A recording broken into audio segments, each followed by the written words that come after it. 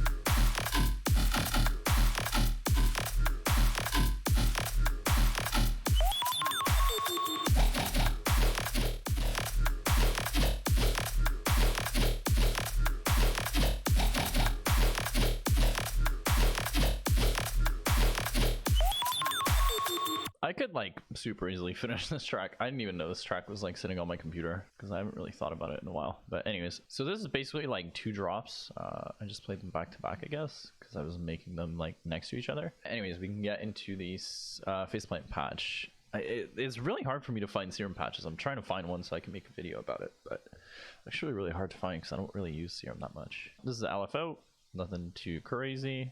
2/8, which that's one thing I really love about faceplant is being able to use these like weird patterns like 2/8 or like 2/8 triplets or whatever. I use 2/8 a lot. So if I was to remake this, I would be grabbing a wavetable and then going into this and finding Talkie, which I don't know where it is. It's in morphs. So I would go in morphs and then I would grab morphs, default wavetable. Oh wait, oh it's just a default one. Whoops, I'm stupid. I'm thinking of a different patch, I think. Anyways, yeah, I've been looking at like a lot of my patches today, so I'm a little bit lost in the sauce right now.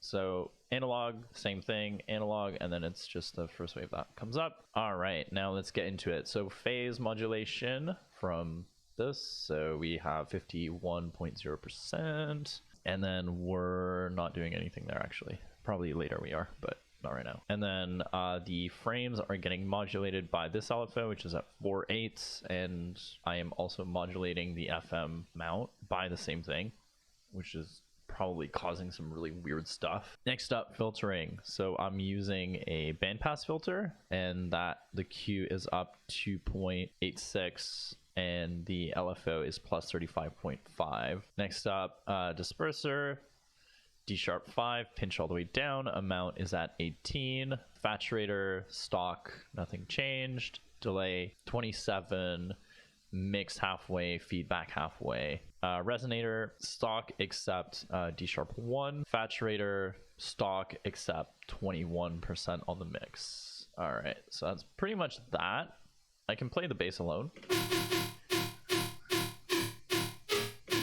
It's not mixed particularly well, I'll say that. Phaser, I don't know if I change anything about this. Maybe the dry wet, and that's pretty much about it. Maybe I played with this. I don't use phaser too much. All right, amp, 7.94%, didn't touch anything else. Saturator +6, soft clip, didn't touch anything else. OTT, 1000% time, didn't touch anything else. And then EQ, cutting off the lows and cutting off some of the highs. Mid-side EQ, 200 hertz, cutting off low end that could be coming from bass plant, and then chorus 25%, add a bit of stereo width, and then rate all the way down. That's pretty much that bass. And then we're gonna check out this one. I'm assuming pretty much everything is the same, except I am actually using this one on the harmonic.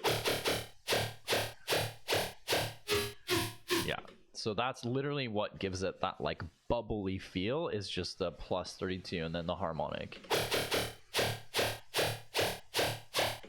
I would really highly recommend like playing with, I like harmonics and phase plant. I'm assuming chorus pitch or stuff like that would give you generally similar effects, but yeah, it definitely adds a lot of like bubbliness. I don't know if anything else has changed. I would assume not. I think everything else is stock. I think the patches pretty much just stay the same. Maybe I changed a couple things here and there, but for the most part, it's pretty much that. So let's kind of get into this one, which the only difference is the LFO shape and the fact that I am using a square wave. I don't know if the harmonics were that high on that one. No. So I pitched up the harmonics and I used a square wave instead of a saw wave. And that's pretty much it. I also don't have that bubbly LFO at the end. The resonator is up +4, and then I think the rest is literally the same. Oh, and this is more intense, but I don't know. Yeah, anyways, this is a bit different. So plus 135, and yeah, that's pretty much it. If you get those patches, just like turning off certain effects and just like seeing, okay, like what does it sound like if I like take off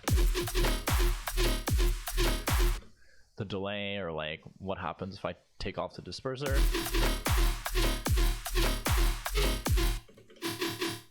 Right, not much happens, but if I take off like the filter,